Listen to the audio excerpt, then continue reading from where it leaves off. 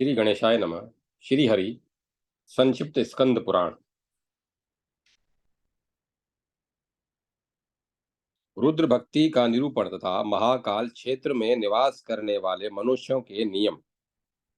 व्यास जी ने पूछा, भगवान, महाकाल वन में रुद्र लोक की इच्छा रखने वाले इस क्षेत्र के निवासियों को किस विधि से रहना चाहिए? सनत कुमार जी ने कहा, व्यास, भगवान शंकर की भक्ति तीन प्रकार की बताई गई है: मानसिक, वाचिक और कायिक। लौकिकी, वेदिकी और आध्यात्मिकी, ये तीन भेद और भी हैं। ध्यान, धारणा एवं बुद्धि के द्वारा जो भगवान रुद्र के स्वरूपों का स्मरण किया जाता है, वह रुद्र के प्रति भक्ति भाव को बढ़ाने वाली मानसी भक्ति कहलाती है। स्तुति और कीर्तन आदि वाचिकी भक्ति के अंतर्गत है। इंद्रियों को रोक कर संयम में रखने वाले पुरुषों द्वारा जो व्रत, उपवास और नियम आदि का पालन किया जाता है, ज्ञान और ध्यान में स्थित धर्मात्मा पुरुषों को वह भक्ति कायिक कही गई है। गोघृत, गोदुग्ध, गोदधि, चंदन, कुमकुम, कुशोदक, गंध, विविध माल्य, अनेक प्रकार के धातु, घी, गूगल, धूप, काला गुरु, सुगंधित पदार्थ, स्वर्ण एवं रत्नों के आभूषण, विचित्र माला, वस्त्र, स्तोत्र, पातका, पताका, व्यंजन, नृत्य, वाद, गीत, सब प्रकार के उपहार, भक्ष्य, भोज्य, अनुपान तथा अक्षतों के द्वारा जो पूजा की जाती है, वह लौकिकी भक्ति मानी गई है। वेद मंत्रों के द्वारा हविष की आहुति आदि के योग से जो यजन क्रिया की जाती है, वह वेद की भक्ति कहलाती है। मुने, अध्यात्म की शिव भक्ति दो प्रकार की है। एक सांख्य भक्ति और दूसरी योग की भक्ति। अब इनका विभाग पूर्वक वर्णन सुनो।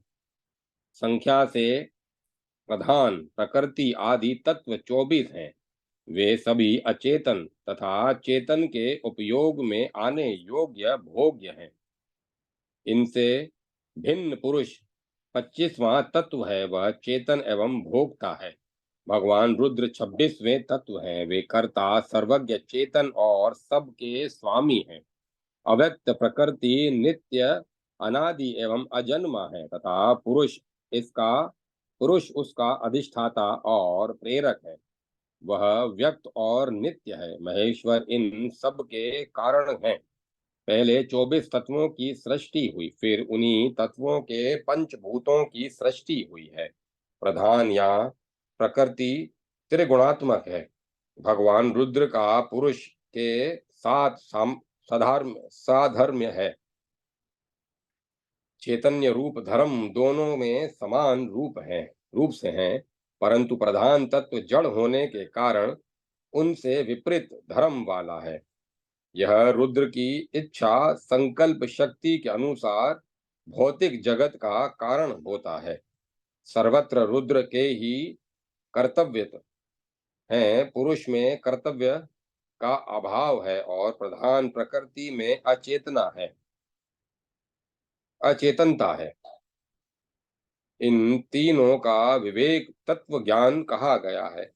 कार्य और कारण दोनों तत्वांतर से मुक्त होते हैं। प्रेरक तत्व में जो विलक्षणता है, उसको जानकर रुद्र रुद्र तत्वार्थ का विचार करने वाले पुरुष तत्वों की संख्या निश्चित करते हैं। इस प्रकार रुद्र के यथार्थ स्वरूप का विवेचन तथा तत्वों की तात्विक संख्या बताई गई है।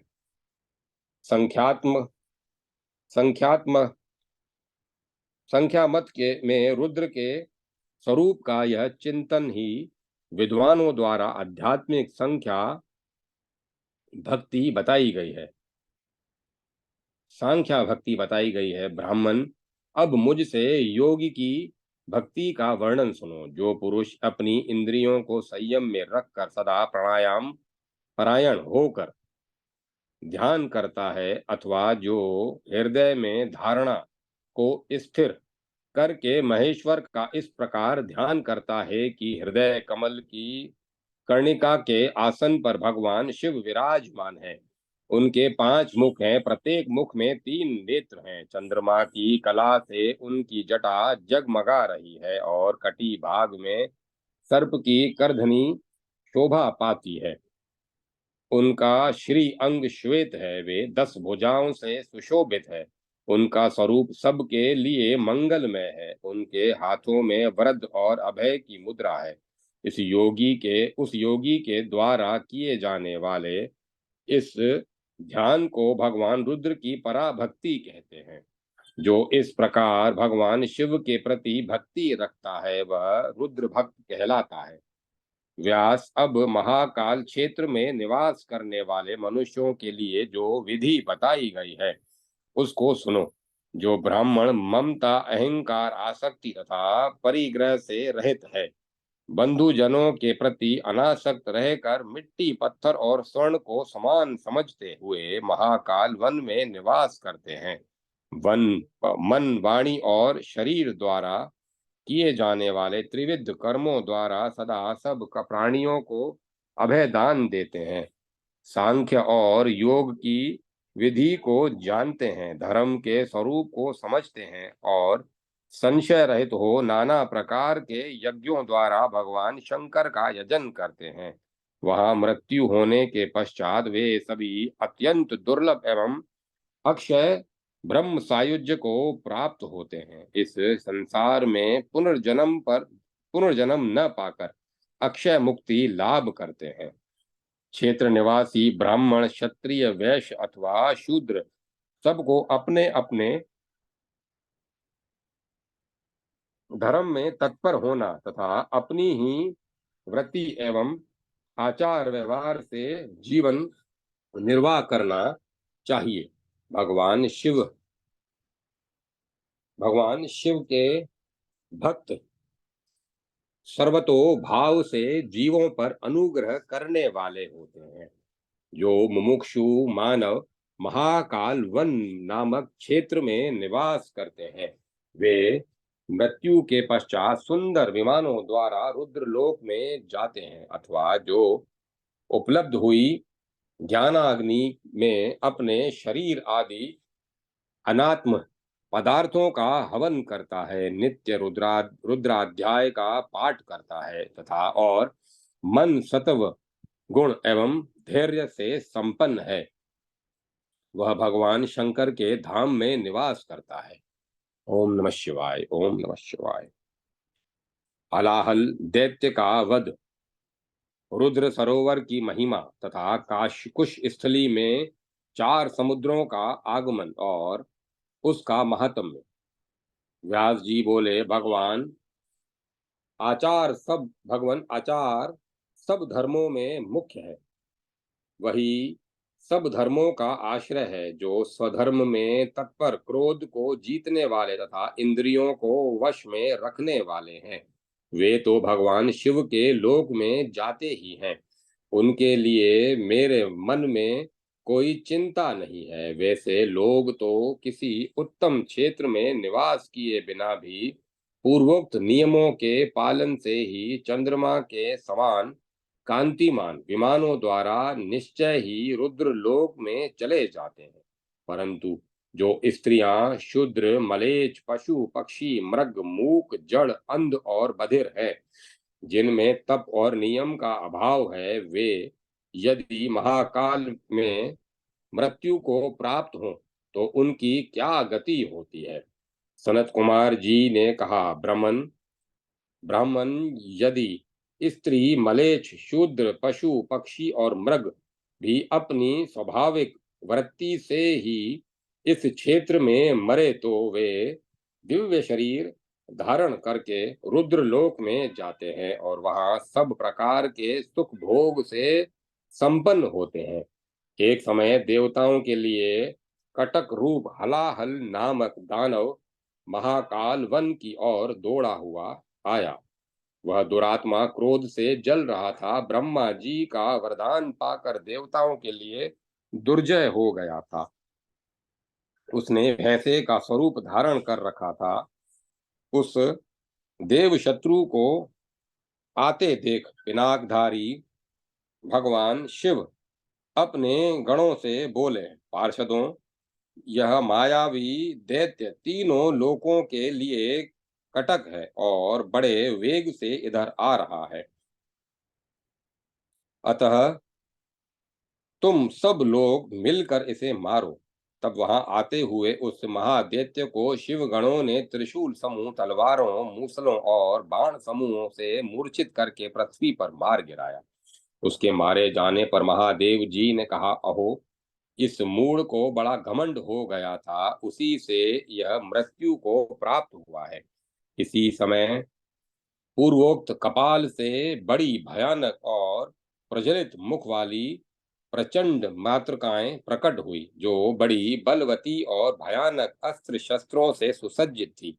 वे उस स्थान पर दौड़ी हुई आई और महादेव जी को निवेदन करके उस महाबली दैत्य को काट काट कर खाने लगी। इससे वे इस क्षेत्र में कपाल मातृका के नाम से विख्यात हुई।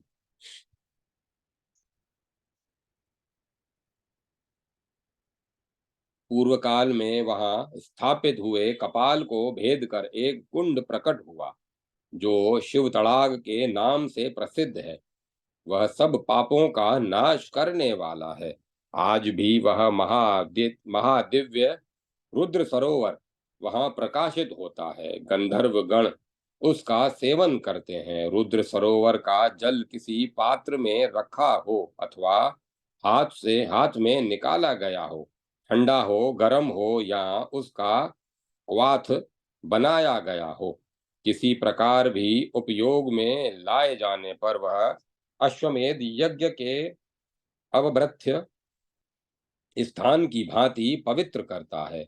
सैकड़ों दैत्यों से घिरे हुए ब्रह्मा जी की इस ब्रह्मा जी भी उस रुद्र सरोवर पर गए हैं तथा उन्होंने उसे स्वर्ग लोक की सीढ़ी कहा है। जो वहां जो यहाँ प्राण त्याग करते हैं वे रुद्र लोक में जाते हैं। व्यास जी, जो लोग महाकाल वन में निवास करते हैं वे मनुष्य धन्य हैं। जो रुद्र सरोवर में स्नान करके अथवा उसका जल पीते हैं वे स्वधर्म तथा सदाचार में तत्पर रहने वाले पुरुष सबके स्वामी महादेव जी का प्रत्यक्ष दर्शन करते हैं। सनत कुमार जी कहते हैं, प्राचीन काल में सुधुम्न नामक एक धर्मात्मा राजा थे। उनकी पत्नी का नाम सुदर्शना था। उसने दालभ्य मुनि का दर्शन करके पुत्र की कामना से पूछा, भगवान, किस दान, स्नान और विधि से मुझे समस्त शुभ लक्षणों से संपन्न पुत्र प्राप्त हो सकता है? दालभ्य जी बोले, बेटी, लोक सृष्टा ब्रह्मा जी ने तुम्हारे लिए पहले से ही श्रेष्ठ पुत्र रच रखा है। तुम्हारे पति देव भगवान शंकर की आराधना करके उनके प्रसाद से अवंतीपुरी में जब चारों समुद्रों को स्वरूपतः ले आवेंगे, तब उनमें राजा के समान करने पर तब उनमें राजा के स्नान करने पर तुम्हें पुत्र प्राप्त होगा। अतः तुम अपने पति को शंकर की आराधना के लिए प्रेरित करो। दालभ्य के वचन से रानी सुदर्शना ने अपने पति को भगवान शंकर की आराधना के लिए भेजा। उन्होंने गंधमादन पर्वत पर जाकर आराधना द्वारा भगवान शिव को संतुष्ट किया। संतुष्ट होने पर शंकर जी बोले, राजेंद्र, तुम अवंतीपुरी को जाओ। वहां तुम्हें सुंदर पुत्र की प्राप्ति होगी। मेरे आदेश से बादल उस मेरु प्राय प्रदेश में कुश स्थली के निकट जाएंगे और वहीं तुम्हें चारों समुद्र एकत्र दिखाई देंगे। नरश्रेष्ठ, तुम्हारे प्रार्थना करने पर वे सभी समुद्र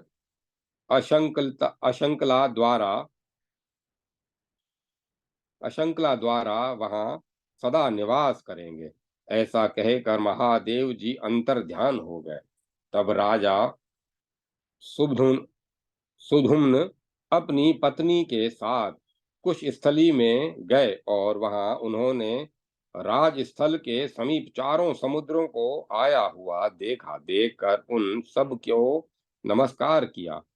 सुधुम्न को नमस्कार करते देख वे समुद्र बोले, सुवर्त, कोई उत्तम वरदान मांगो। तब उन्होंने समस्त शुभ लक्षणों से युक्त पुत्र मांगा और इस प्रकार कहा, जब तक यह पृथ्वी स्थित है तब तक इस राज स्थल के समीप आप सब लोग निवास करें।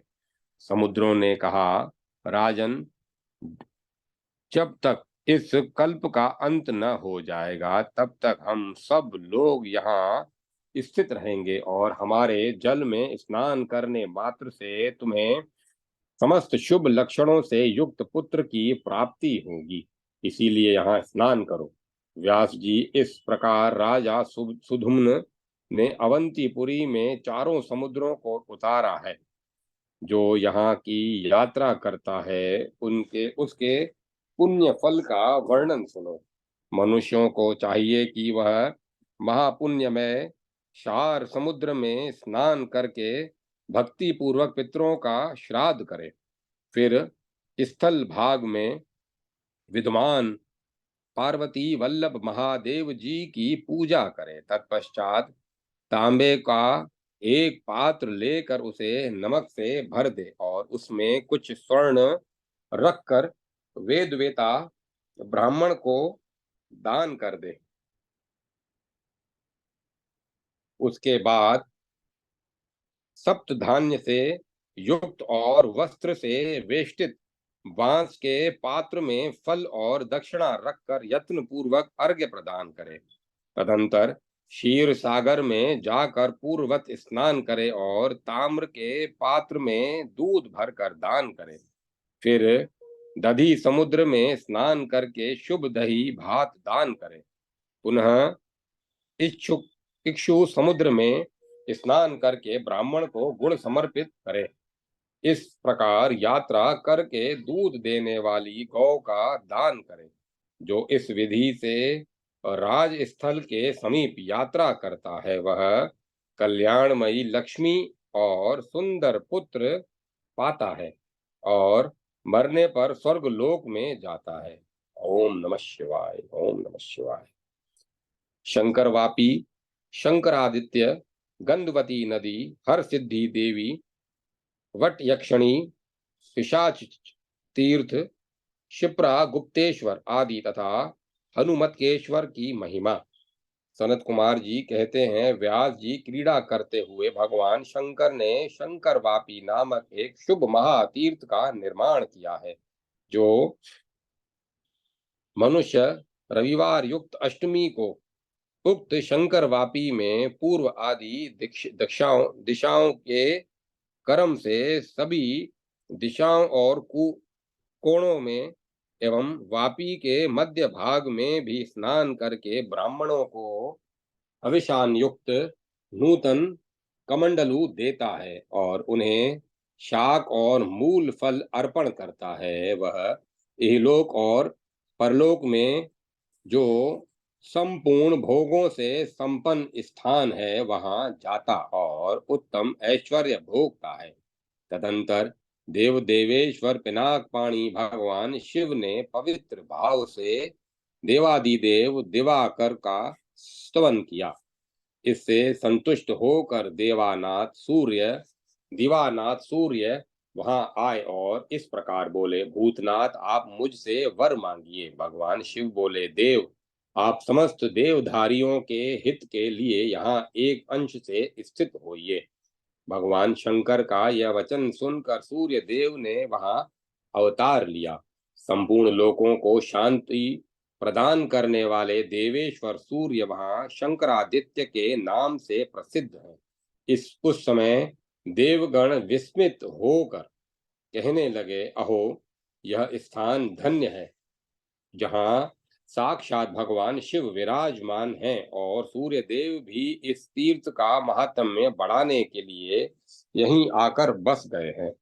तदंतर ब्रह्मा आदि देवता शंकरादित्य की स्थापना और पूजा आदि करके बोले, प्रभो, जो मनुष्य आपकी स्तुति करेंगे उन्हें जरा और मृत्यु का कष्ट नहीं भोगना पड़ेगा। शंकरादित्य के दर्शन करने वाले को कभी आदि व्याधि और दारिद्र्य, रोग और बंधु वियोग आदि नहीं होते।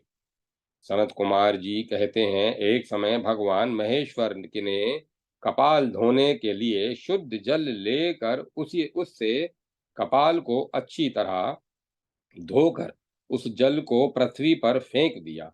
वही त्रिभुवन विख्यात गंधवती नाम वाली नदी प्रकट हुई। उसमें स्नान करना सदा ही उत्तम है।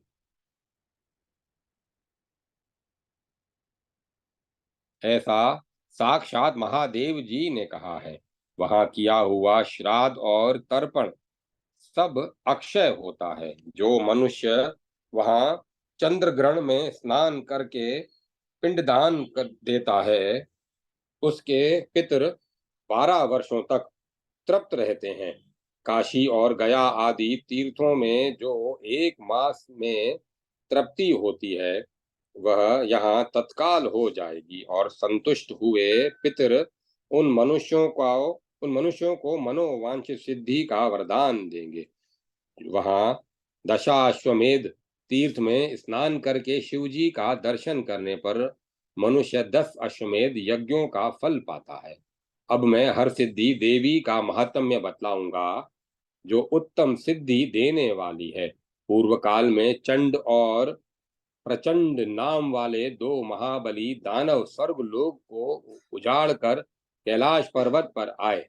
वहां उन्होंने दाहिने हाथ में पिनाक और खड़वांग लिए हुए और दूसरे हाथ में पासा उठाए हुए भगवान सदाशिव को देखा। तब वे दैत्य शिवजी के पार्षदों को पीड़ा देने लगे। यह देख नंदी ने उन्हें रोका। उनके मना करने पर उन दानवों ने अपने अपने त्रिशूलों से एक ही साथ नंदी के दाएं और बाएं पार्श्व में आघात किया। नंदी दोनों ओर से विदीर्ण हो गए और उनके अंगों से रक्त की बड़ी भारी धारा बह चली। उन्हें घायल हुआ देख भगवान शिव ने देवी से कहा, इन दोनों महादैत्यों को मार डालना चाहिए। देवी ने कहा, अभी मारती हूँ। इतना कहते कहते वे दोनों बलाभिमानी दानव देवी के हाथ से मरे हुए दिखाई दिए।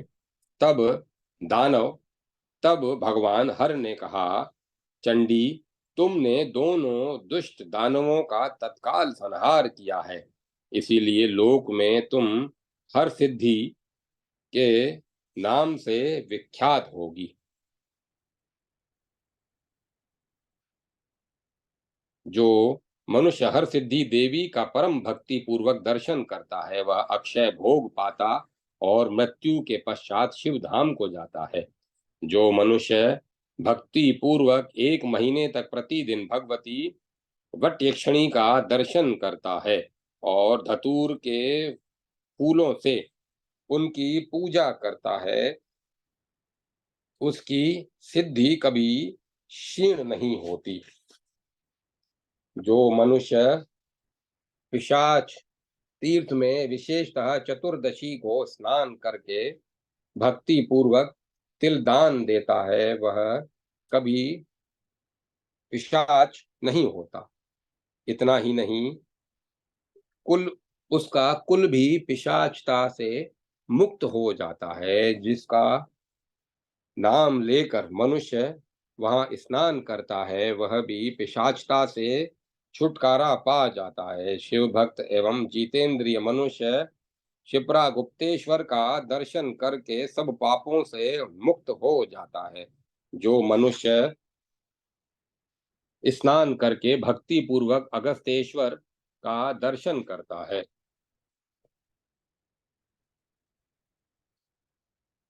वह यमराज के घर में न जाकर रुद्रलोक में जाता है। जो मनुष्य शिप्रा में स्नान करके टुंडेश्वर शिव का दर्शन करता है, वह अश्वमेध यज्ञ का फल पाता है। पूर्व काल में महादेव जी ने यहाँ डमरू बजाया था, इसीलिए वे डमरूकेश्वर के नाम से प्रसिद्ध हुए। जो भक्ति पूर्वक डमरूकेश्वर महादेव का दर्शन करता है, उसे रोग का भय नहीं होता और वह मरने पर शिवलोक को जाता है। जो मानव भक्ति के साथ अनादि कल्पेश्वर का दर्शन करता है, वह स्वर्गलोक का राज्य पाता है। जो सिद्धेश्वर, वीरभद्र और चंडिका का दर्शन करता है, वह सिद्धि और सर्वत्र विजय पाता है। त्रिविष्ट त्रिविष्ट तीर्थ में स्नान करके स्वर्ण जालेश्वर का दर्शन करने के पश्चात जो स्वर्ण धतूर और से उनका पूजन करता है, वह सब पापों से मुक्त हो जाता है। जो स्नान के पश्चात भक्ति पूर्वक करकटेश्वर शिव का दर्शन करता है, उसे कभी सर्प से भय और दरिद्रता नहीं होती।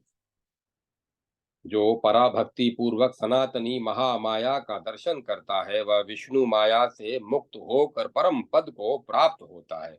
स्वर्ग द्वार में स्नान करके भैरव देव का दर्शन करने से मनुष्य 100 यज्ञों का फल पाता है। जो शिव सरोवर में स्नान करके हनुमतकेश्वर का दर्शन करता है, वह कोटि सहस्त्र कल्पों तक वायु लोक में आनंद भोगता है।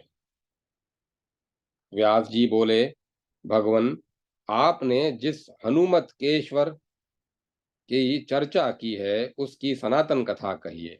सनत कुमार जी ने कहा, ब्राह्मण, पूर्व काल में रावण नामक सुप्रसिद्ध राक्षस हो चुका है, जो तीनों लोकों के लिए कटक था।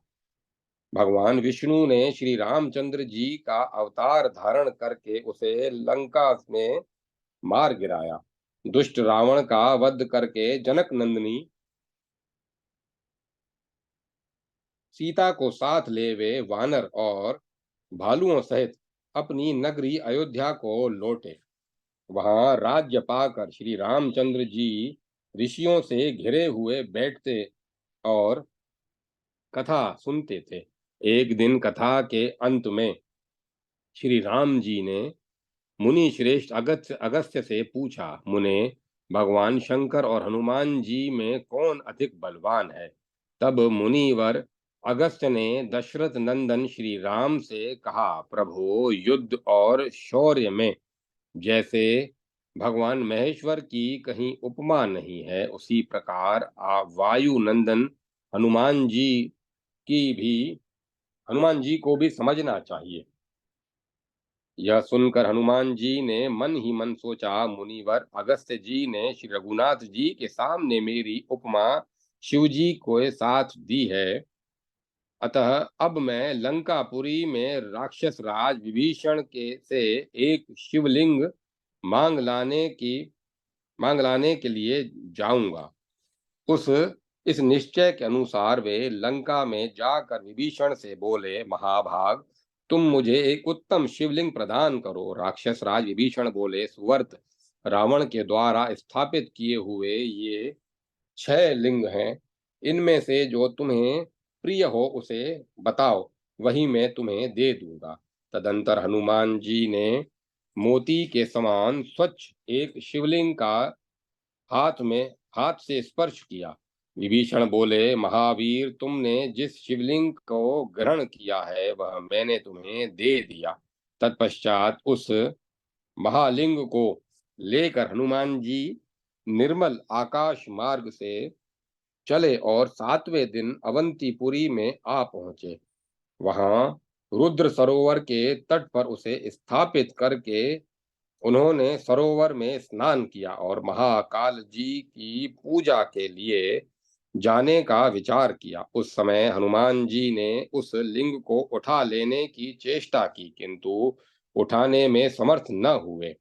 तब वहां स्थित हुए महादेव जी ने प्रत्यक्ष दर्शन दे वायुनंदन हनुमान से कहा, हनुमान, तुम इस क्षेत्र में अपने नाम से मेरी स्थापना करके पूजन करो। यह शिवलिंग संसार में हनुमतकेश्वर के नाम से प्रसिद्ध होगा। तब हनुमान जी ने पर्वत के समान ऊंचे और उस शिवलिंग को वहीं स्थापित कर दिया।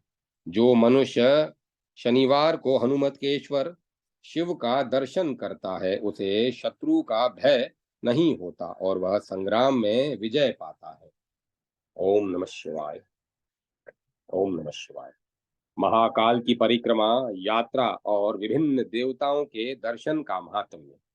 सनत कुमार जी कहते हैं, व्यास जी, जो मनुष्य यमेश्वर का दर्शन करता और तिल मिश्रित जल से उन्हें स्नान कराकर कुमकुम का अनुलेप दे कमल पुष्पों से उनकी पूजा करता है, उसकी जहां कहीं भी मृत्यु क्यों न हुई हो, यमराज उसके लिए पिता के समान बर्ताव करने वाले हो जाते हैं। रुद्र सरोवर नामक तीर्थ तीनों लोकों में प्रसिद्ध है। जो उस तीर्थ में स्नान करके कोटीश्वर शिव का दर्शन करता है वह सब पापों से मुक्त होता है और भगवान शिव के लोक में जाता है। कोटि तीर्थ में पितरों के उद्देश्य से जो कुछ दिया जाता है वह सब कोटि गुना होकर उन्हें मिलता है। कोटि तीर्थ में नहाकर जो अविनाशी परा परब्रह्म का चिंतन करता है वह सब पापों से मुक्त हो जाता है। कार्तिक अथवा वैशाख की पूर्णिमा को साम्यक पुष्पों तथा सुंदर वस्त्र एवं गंध आदि से महादेव जी की पूजा करें। कपूर, पुष्प, चंदन और अगरू इन सब को बराबर लेकर सिल पर पीस ले और उसी का महाकाल जी के श्री अंगों में अनुलेपन करें। जो इस प्रकार उनकी आराधना करता है वह उन्हीं का पार्षद होता है। रुद्र सरोवर में स्नान करके कोटीश्वर शिव का दर्शन तथा वंदन करने के पश्चात मनुष्य सनातन महाकाल जी का दर्शन करने के लिए जाए। गंध पुष्प नमस्कार आदि उपचारों के द्वारा उन देवेश्वर शिव की बलि भांति आराधना करके प्रणाम करे। तत्पश्चात कपाल मोचन तीर्थ को जाए। यह वही स्थान है जहाँ देवेश्वर शिव ने पृथ्वी पर कपाल रखा था। यहाँ वहां कपाल रखते ही एक उत्तम शिवलिंग प्रकट हुआ जो कपाल मोचन कहलाया। वह सब पापों का नाश करने वाला है। वहां कृपणता छोड़कर 100 पल घी से कपाल मोचन को स्नान करावे। इतना संभव न हो तो 50, 25 अथवा 12.5 पल घी से भी स्नान करावे। जो ऐसा करता है वह आयु पूर्ण होने पर शिवलोक में प्रतिष्ठित होता है। तत्पश्चात नमस्कार करके उत्तम कपिलेश्वर तीर्थ में जाए। कपिलेश्वर जी के दर्शन से ब्रह्म हत्यारा भी मुक्त हो जाता है। वहां से हनुमतकेश्वर देव का दर्शन करने के लिए एकाग्र चित्त से जाए। व्यास जी, हनुमतकेश्वर के दर्शन से अतुल ऐश्वर्य की प्राप्ति होती है। तदंतर सनातन पिपलाद महादेव जी के समीप जाए जिनके दर्शन मात्र से मुक्ति हो जाती है। तदंतर भक्ति और श्रद्धा के साथ सपनेश्वर का दर्शन करने के लिए जाए। सपनेश्वर देव के दर्शन से दुख स्वप्न का नाश होता है। वहां से सब और मुख वाले विश्व विश्वतोमुख ईशान महादेव जी के पास जाए जिनके दर्शन मात्र से मनुष्य संपूर्ण विश्व का स्वामी होता है। तत्पश्चात क्रोध को जीतकर इंद्रियों को वश में रखते हुए सोमेश्वर का दर्शन करने के लिए जाए। उनके दर्शन से मनुष्य कुष्ठ रोग आदि दोषों से मुक्त हो जाता है। व्यास जी वहां एकाग्र चित्त होकर मनुष्य वैश्वानरेश्वर के समीप जाए। उनके दर्शन से इहलोक में मनुष्य का सदा अभ्युदय होता है। उसके बाद हाथ में बीज पूर्वक बिजोरा नींबू धारण करने वाले लोकीलीश लकुलीश के समीप जाए। उनके दर्शन से रुद्रत्व प्राप्त होता है। तत्पश्चात गणपेश्वर महादेव जी की सेवा में जाए, जिनके दर्शन मात्र से सब प्रकार की सिद्धियां प्राप्त होती हैं। वहां से वयोवृद्ध सनातन महाकाल का दर्शन करने के लिए जाए, जिनके दर्शन से रोग जरा और व्याधि का सर्वथा अभाव हो जाता है। तदंतर विघ्नों का नाश करने वाले प्राणी देव के समीप जाए और भक्ति पूर्वक एकाग्र चित्त हो 100 घड़ा जल से उनको स्नान करावे। उनको स्नान कराने से सब प्रकार की सिद्धियां प्राप्त होती हैं और उनके दर्शन से स्वर्ग मिलता है। तत्पश्चात उसे मार्ग में प्राप्त होने वाले दंडपाणि जी के समीप जाए, जिनके दर्शन मात्र से यमलोक नहीं देखना पड़ता। तदंतर भक्ति और श्रद्धा के साथ पुष्पदंत का दर्शन करने के लिए जाए। उनके दर्शन मात्र से मनुष्य सब पातकों से छूट जाता है। तत्पश्चात एकाग्र चित्त हो गुरु महाकाल के समीप जाए, जिनके दर्शन मात्र से मनुष्य को गुप्त पापों से छुटकारा मिल जाता है। वहां से उत्तम दुर्वासेश्वर के समीप जाए, जिनके दर्शन मात्र से मनुष्य कृत्य कृत्य हो जाता है। दुर्वासेश्वर के समीप श्वास रोक कर चले और महादुर्गा गौरी के पास जाकर श्वास छोड़े। इसके बाद एकाग्र चित्त होकर देवी की पूजा करे। इसके बाद एकाग्र चित्त होकर देवी की पूजा करे। इसके अनंतर कायेश्वर नाम से प्रसिद्ध देवादिदेव महेश्वर के समीप जाए, जिनके दर्शन मात्र से यमलोक को देखने का अवसर नहीं आता। वहां से वधिरेश्वर का दर्शन करने के लिए जाए, जिनके दर्शन मात्र से बहरापन दूर हो जाता है। तत्पश्चात यात्रेश्वर के समीप जाए, जो यात्रा के पूर्ण फल को देने वाले हैं। वहां वहां अपने नाम स्थान और गोत्र का उच्चारण करना चाहिए। यदि नाम का उच्चारण न करे तो उसकी यात्रा निष्फल होती है। यात्रेश्वर देव के आगे एकाग्र चित्त होकर बैठे और भक्ति युक्त होकर बार बार नमस्कार करके स्तुति बोले। स्तुति के पश्चात इस प्रकार कहे, महेश्वर महेश्वर, मैंने आपकी कृपा से यह यात्रा पूरी करके आपके चरणों में समर्पित की है। जगतपते, इस घोर संसार सागर से मेरा उद्धार कीजिए। जो इस विधि से भगवान महाकाल की प्रदक्षिणा करता है, उसके द्वारा सातों द्वीपों से युक्त समस्त पृथ्वी की परिक्रमा हो जाती है। श्रेष्ठ ब्राह्मण को 2 लाख गोदान करने से जो फल होता है, वही देवादिदेव महाकाल की एक बार प्रदक्षिणा करने से मिल जाता है।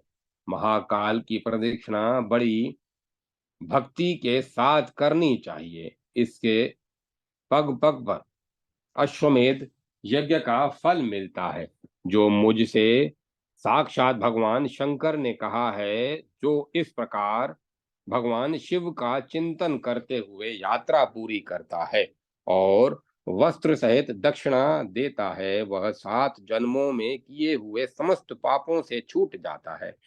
इस तरह यात्रा समाप्त करके मनुष्य अपने घर जाए और यात्रा में जो मुख्य मुख्य देवता आते हैं, उनकी संख्या के अनुसार 26 श्रेष्ठ ब्राह्मणों और तथा शिवा शिव ध्यान परायण शिव भक्तों को भोजन करावे, फिर वस्त्र सहित दक्षिणा देकर उनसे आशीर्वाद ले उन्हें विदा करे। तदंतर सब भक्त भृत्य वर्ग के साथ स्वयं भोजन करे।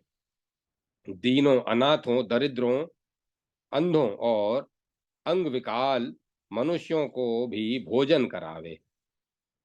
यह सब करने से एकाग्र चित्त वाला मनुष्य माता पिता की 100 पीढ़ियों का उद्धार करके शिवलोक में आनंद का अनुभव करता है। ओम नमः शिवाय। ओम तत्सत। ओम तत्सत। ओम तत्सत।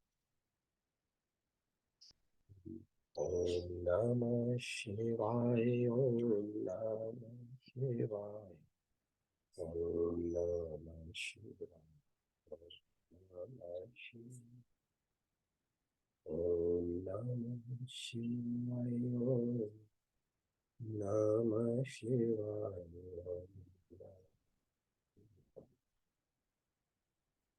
नमः शिवाय।